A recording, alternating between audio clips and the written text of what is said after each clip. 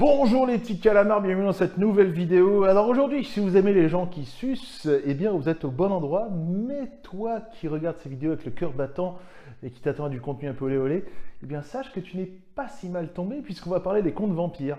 Déception, je sais.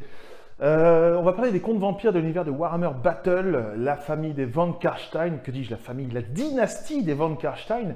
On va se pencher un petit peu sur leur cas, voir un petit peu comment ils se comportent, comment ils attaquent, comment ils évoluent, les inspirations, les petits clins d'œil. On va voir ça en 5 faits, on reprend les vidéos de 5 faits, ça va être cool. Et aussi, je tenais à vous dire que j'aimerais prendre un petit peu plus de temps pour produire la vidéo, parce que vous avez vu, j'ai essayé de faire un petit peu du level up concernant la mise en scène des vidéos avec le petit décor, etc. Donc, pourquoi pas mettre un petit peu plus de temps, parce que cet été, j'ai vraiment charbonné. Donc, il y aura un petit peu plus de délai entre chaque vidéo. J'en suis désolé, mais on va continuer les vidéos de l'explaits, etc. Mais les vidéos plus grosses, les 5 faits ou les explorations de personnages, vont mettre un peu plus de temps pour de bonnes raisons, pour de la qualité. Voilà. Eh bien, en attendant, je vous donne rendez-vous à la fin de la vidéo et je vous souhaite un excellent visionnage. Bienvenue dans la famille des Von Karstein. Et avec le premier film, on va se pencher sur leurs origines, puisque la dynastie des contes vampires remonte à des temps immémoriaux. Enfin, pas tant que ça, puisqu'on peut les dater jusqu'au temps de Nehekhara, la dynastie des rois des tombes actuels. En effet, ce sont eux les parents indirects des contes vampires, puisque ces derniers, avant de sévir et tourmenter dans le vieux monde à grands coups de guerre et de pillages sordides, Bah oui, la première guerre vampirique a duré pas loin de 80 ans, donc l'immortalité, ça a quand même du bon pour prendre son temps. Imaginez quand même, parce que même la guerre de 100 ans dans notre timeline, elle n'a pas duré 100 ans. Il y a eu des périodes de paix, des périodes d'offensive, etc. Là, ça a duré 80 ans de guerre non-stop. Et oui, et revenons à notre histoire principale, puisque Vlad von Karstein était un des proches de la cour de la reine Neferata de la cité de Lamia. Cette reine avait mis au point un élixir de non-vie. Appelé à l'époque Vachanesh, von Karstein fut l'un des premiers à boire ce liquide maudit. Tentant de cacher le secret et de maintenir le trouble entre les cités afin d'étendre leur cabale vampirique, le plan fut jeté au sol par Alcadizar, un général ayant compris ce qui se tramait. Lié à Nagash, von Karstein, l'apprenti du dieu de la mort, continua de semer le trouble dans Nehekhara, jusqu'à la chute de cette dernière, et une fois libéré de Nagash, il prit la route du Vieux Monde, où il s'installa dans les prémices d'un empire naissant. Et il fonda la dynastie von Karstein après, en l'espace d'une nuit, avoir épousé Isabella von Karstein sous les yeux de son père mourant, et avoir balancé le prétendant au trône du papa, Léopold, par la fenêtre du château Drakenhof. Vlad s'offrit ainsi, en quelques heures seulement, un siège de pouvoir au sein des comtes électeurs impériaux et des moyens pour revendiquer sa part dans le gâteau bien moelleux que représentent le Vieux Monde et l'Empire. Et avec le deuxième fait, on va parler un petit peu référence et clin d'œil, puisqu'en plus de faire référence directement à la Transylvanie, la Sylvanie étant le nom de la région de résidence des Von Karstein, on peut également trouver un élément de vaisselle qu'affectionne particulièrement Isabella von Karstein et qui répond au doux nom du calice de sang des Bathory, récipient qui contient le sang d'innocents et qui, une fois bu, pourrait rajeunir le buveur. Eh bien, figurez-vous que cette référence n'est pas innocente. En effet, Elisabeth Bathory est une comtesse qui a bel et bien existé. Née en 1560 et morte en 1614, elle fut connue pour avoir kidnappé et mis à mort plusieurs centaines de jeunes enfants, principalement de jeunes vierges, de les avoir torturés à mort afin de pouvoir se baigner dans leur sang, dans le but de pouvoir conserver une jeunesse éternelle. Et avec le prochain fait, on va se poser la question, comment devient-on un Von Karstein ? Eh bien, nombreux sont les ducs et comtes habitant en Sylvanie à courtiser, de manière très prudente, les Von Karstein. Mais à la question comment devenir un Von Karstein, un membre de cette joyeuse famille, eh bien, tout cela se passe par le baiser de sang. C'est un processus par lequel un humain devient un vampire et sera donc rattaché à la lignée de sang des Von Karstein.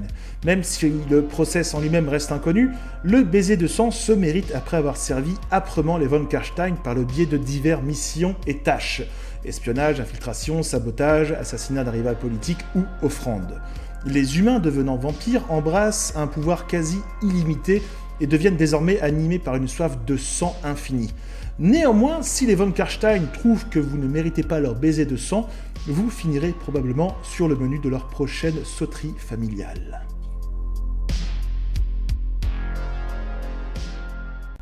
Et pour le prochain fait, je vais vous parler des Lamian. Infiltrés partout dans la société impériale, la dynastie des Lamian prennent l'apparence de duchesses, courtisanes et bourgeoises et ne laissent pas insensible le gratin impérial masculin, voire même féminin, à leur charme.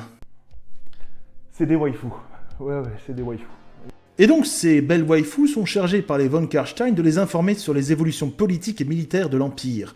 Elles s'insinuent tel un poison dans les veines de l'Empire, sournoisement, et parviennent à extraire par le biais de leur charme des confidences et secrets de la bouche d'autres autorités impériales. Elles sont également nommées Lamian en référence à la cité de Lamia, où la reine Neferata avait commencé son culte vampirique en offrant le don de la non-vie à ses serviteuses. Et avec le dernier fait, on va parler de l'aspect militaire, de la guerre. Car je vous le disais en début de vidéo, les contes vampires aiment la guerre.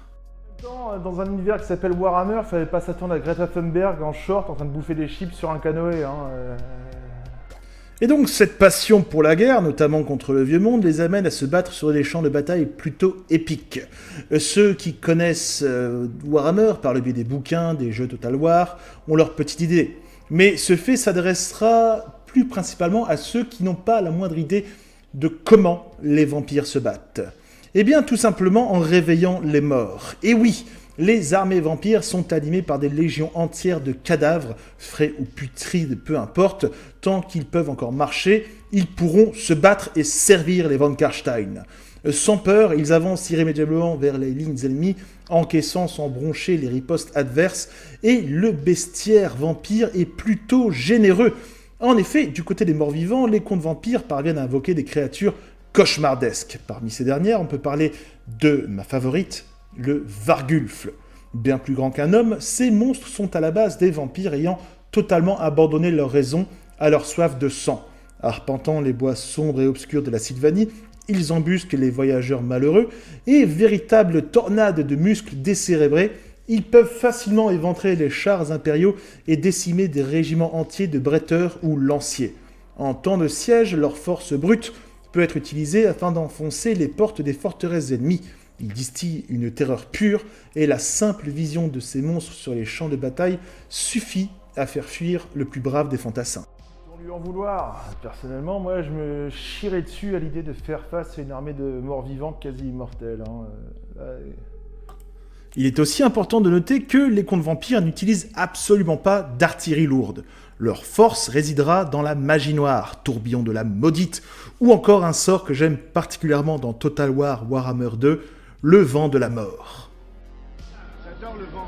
C'est l'un des sorts les plus puissants du jeu, réservé uniquement aux contes vampires, et ce sort consiste en un souffle mortel qui absorbe l'âme des vivants, telle une éponge absorbant l'eau d'un évier croupi. Qu'est-ce que je suis poétique ce soir, dis donc. Bref, pour combattre cette magie, eh bien, il vous faudra une magie plus puissante et du feu. Beaucoup de feu. Mais, au final, les contes vampires au combat, c'est un peu comme les tyrannides. Un mur de chair à l'avant qui avance inexorablement, une élite à l'arrière qui gère et coordonne des frappes précises. Leur seul point faible, eh bien, si un conte vampire est tué ou mis hors de combat, alors le lien qui unit le vampire à ses morts-vivants et ses unités en règle générale s'évaporera, provoquant l'effondrement de l'armée. Mais l'avantage, c'est que même dans la défaite, les vampires restent potentiellement dangereux. En effet, les joueurs de Total War Warhammer 2 confirmeront ce fait.